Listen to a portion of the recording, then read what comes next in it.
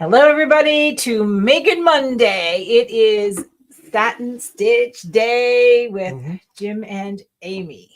So, woo, how is everybody doing? People are here already. Lane and Mary, Julianne, and Nancy. We sent out a text. We sent out a post on Facebook just to remind you it is Make It Monday. So, it's a good day to learn something new. I even learned something for this. So you did? I learn something all the time from you. So, we're good. Okay. So if you're popping on, say hello, say where you're from. We always want to know. Hi, Kathy. Kathy made it. Good. Franny. Franny's like clockwork, right? We love Franny. We love Franny. She's a regular. That's good. So we talk about satin stitch, which sounds like a very basic. Yeah, and it sounds simple, but so many people have trouble with it. So many people mess up. Jams your machine. Wrong foot. Yeah. Wrong bobbin. Yep. So we're going to learn all about that today. Hi, Pat. Pat and Jane. Connie. All right. So should we go over the basics first? Let's do the basics. Let's do the basics first. Okay. Sure. So let's explain what a satin stitch is, first of all, just to be very clear. Okay. So basically a satin stitch is a zigzag stitch on your sewing machine with the stitches laying close together or side by side to make a solid band of color. Right. And so on your sewing machine, depending on what brand you have, it could be a zigzag that you shrink, but that always has that offset. Yeah.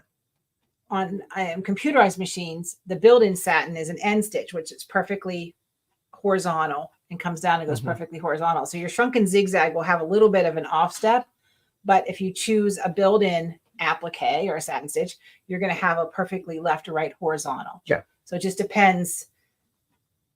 There's two kinds of what machine you have, right? And what machine you have. And the same thing, if it's pre-programmed computerized machine, you may or may not like the length of it that they select for. It may be too tight or too loose, depending on the thread you put in. Right. So let's take a look at a good satin stitch, right? Okay.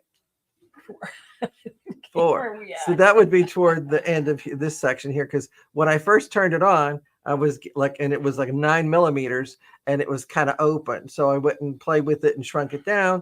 And I went down to 7 because I thought most people have like at least a 7 millimeter. Right. That's really the width. One. That's the width. That's the opening of your throat plate. Right. So I went with the 7 millimeter, and then I went and changed the length a little bit more. So I got like the solid look I like. But I noticed that as I was getting it more solid, my fabric was puckering. I think your fingers are changing the camera. Okay, I'll do it that way. Okay, we'll do it that way. So if you notice down here that the fabric is actually starting to bunch up. No, it doesn't like you pointing at anything. Nope. So maybe if I just went and brought it up like that. There we go. So you can see on the end how you see that shadow that's showing that the fabric is actually cupping, and it ends up almost like a corded satin stitch because all that extra fabric is buckles. Yeah.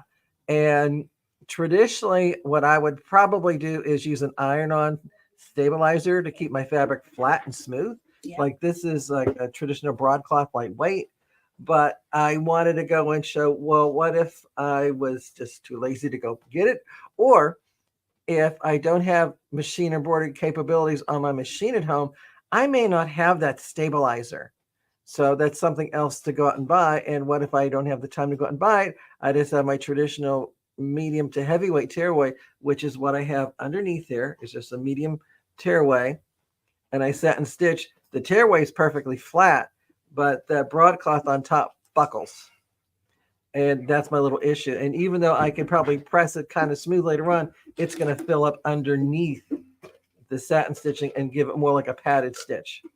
And that's the other reason why my machine could jam, is because if I'm using a traditional presser foot that came with my machine and it looks like that on the back, perfectly flat and smooth, it's going to jam up every time because the stitches can't ride over. I mean, the foot can't ride over the stitches. You want to use a foot like this one where it's more of an open toe, and you can see there's that groove underneath here. There's a tunnel in there, yeah.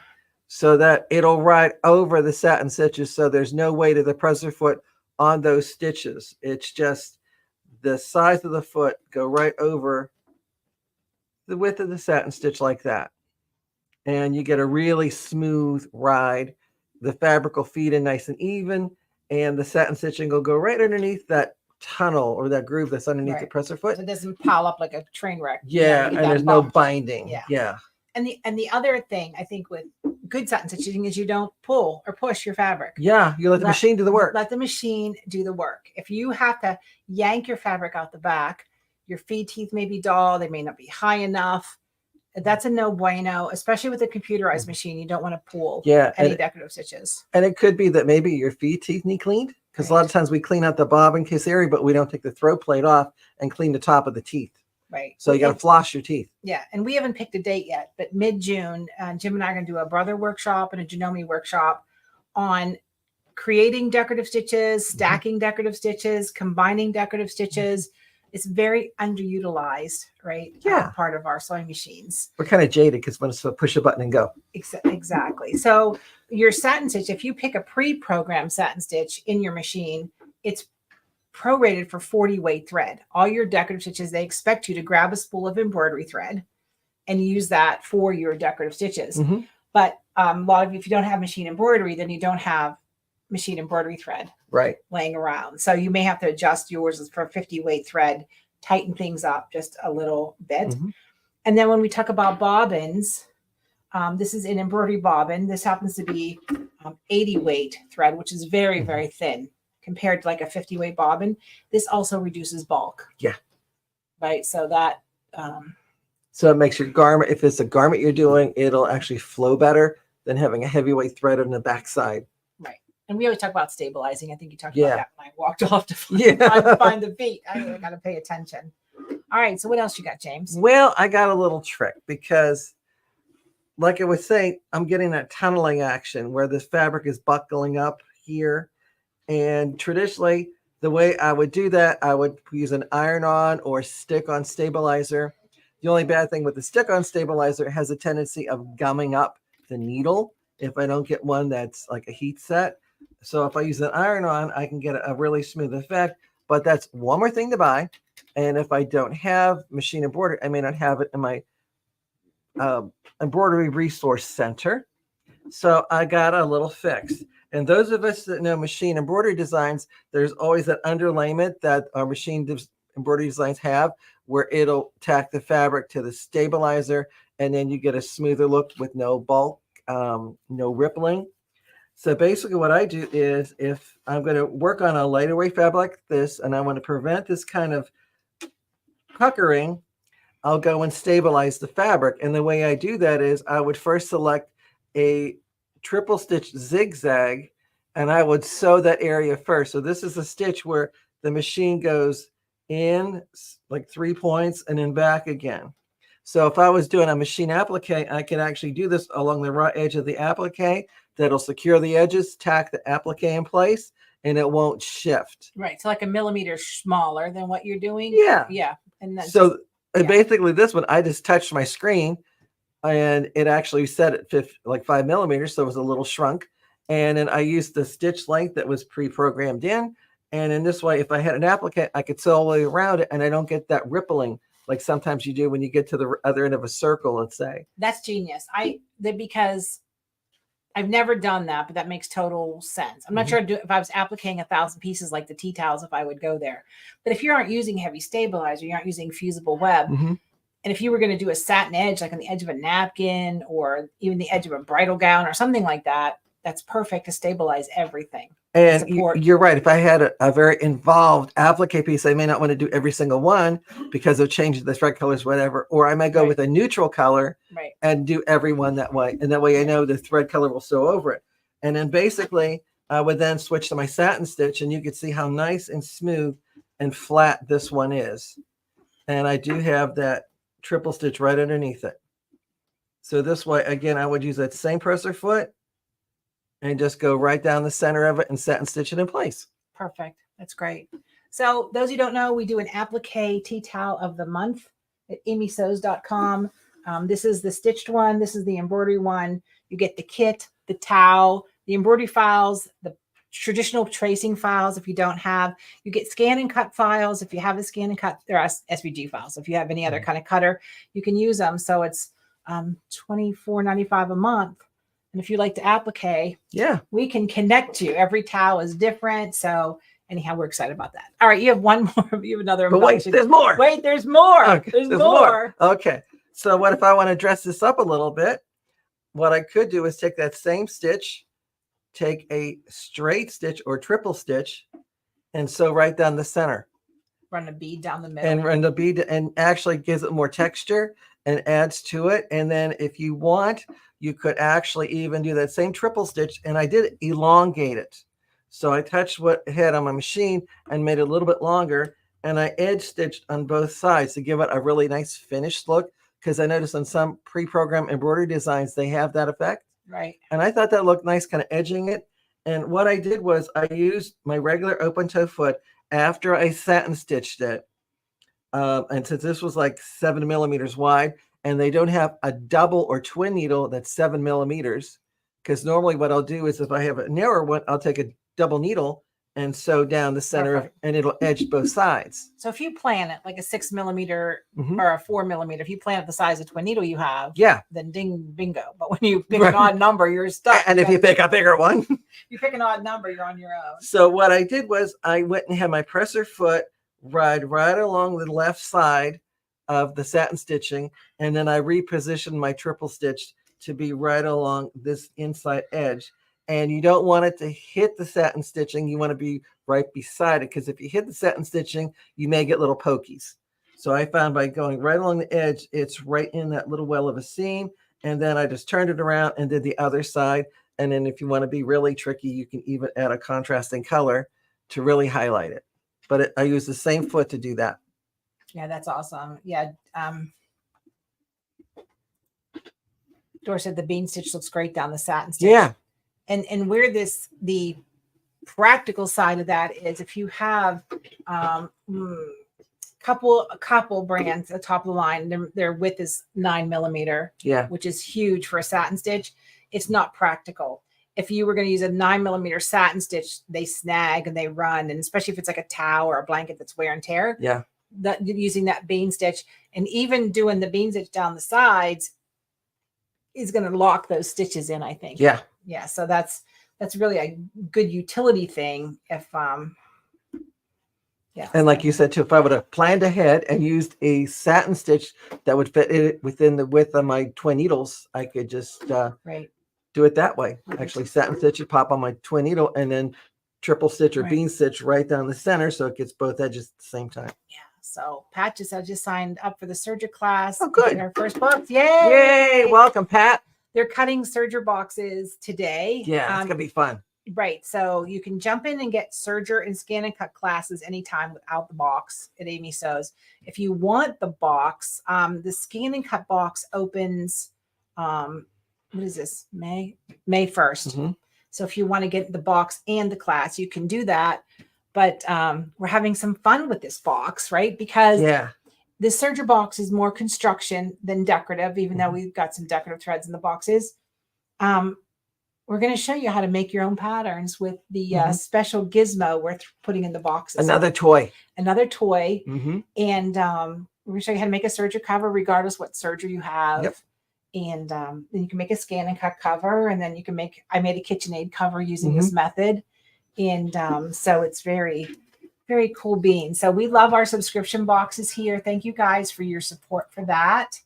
And Chris said she's looking forward to joining the scan and cut. Yeah, absolutely. So I think Ed will open the cart, as we call it, May 1st. So you have the first May 1st to the 10th, I think, to join, because then we cut it off, because I get extra supplies, but when 50 people join all at once, then I'm scrambling to make sure, because it's getting harder and harder to get enough stuff. Extra stuff. And Right. you don't want to cheat anybody out of like not getting all the stuff. All the stuff, right? Yeah. The serger box this month, nobody could come up with enough colors of single threads. So everybody's getting mix and match threads.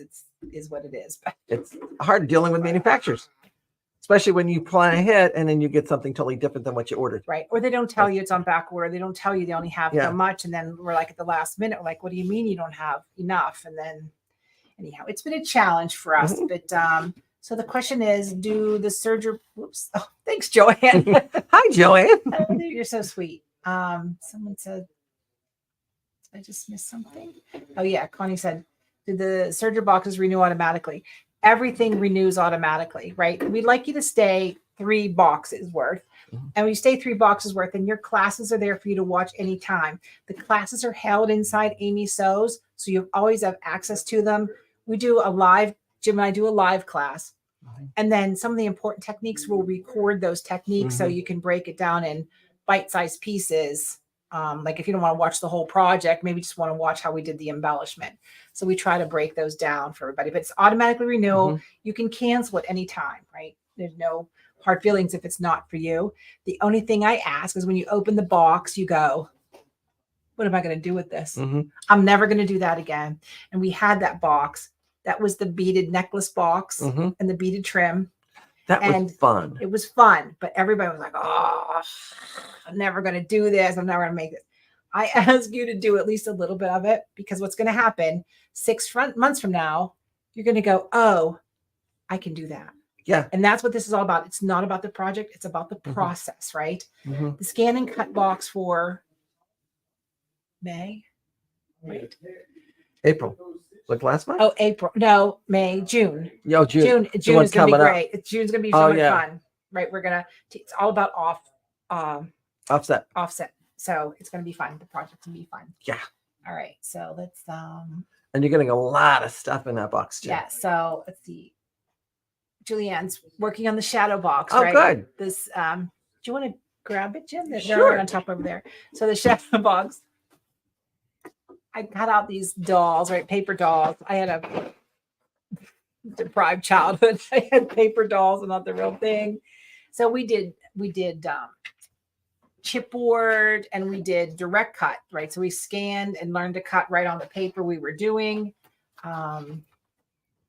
See, so here's kind of like, these aren't attached. They're just kind of laying here, right? But we learned to direct cut the papers. Jim designed this beautiful box. It was made totally from the scan and cut, cutting things.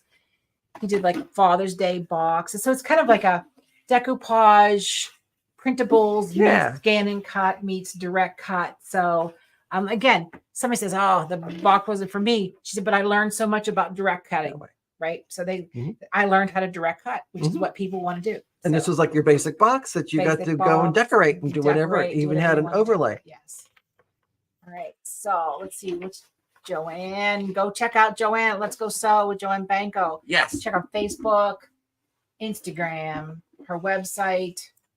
Cheryl says she loves the parrot. Yeah, that was fun. And then Kellyanne's like, she goes, I liked the bike the best. We did this scan and cut bicycle. We cut out a fabric. Every other month we tried to do a fabric project.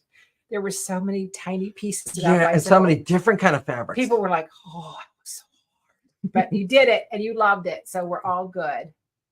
Let's see. I'm reading this blind. Sometimes what comes in the box helps you with things you didn't know you needed. Thank you. And that's what it's all about, right? We're pushing the limits. And we goof up so you don't have to. So by time it's time to push the limits, you figure it out. So anyhow, so that's let's see the Thank box. you, Joanne. We love Joanne. She's super sweet, super talented, so smart. We just love her. Anyhow, all right. So the satin stitching, run into your sewing room now, give it a try.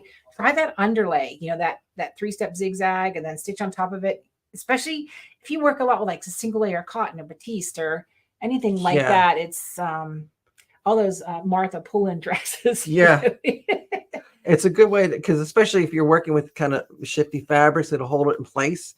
So you get exquisite satin stitching when you're done. It's all about developing your skills and having good skills. At least, I mean, I was self-taught growing up because there was no YouTube, no Facebook.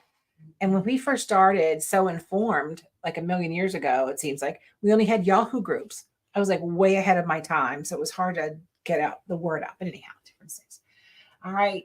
Let's see. Bonnie likes our imagination. If you knew what was in here, you would run to the nearest mental ward to check yourself in. Oh my gosh. I scare myself sometimes. Evelyn, the parrot towel is this month. No. Yes, it's April. It's April's. The parrot towel is April. Would starching work? That's a good question. I do like a couple layers of best press or some, but Terrio Magic. It'll help. I hate to wash things when I'm done with it. That's the sad. Yeah, that's the thing, because you're gonna want to wash that out afterwards, because it may even leave a shine or stiffness that you don't want to be left. Oh, so Pat has an interesting question. So I think this can be a separate video. Maybe this can be next Make It Monday. Okay. Is try to make buttonholes and tea towels so they can hang them on the hook, but the machine can't handle that.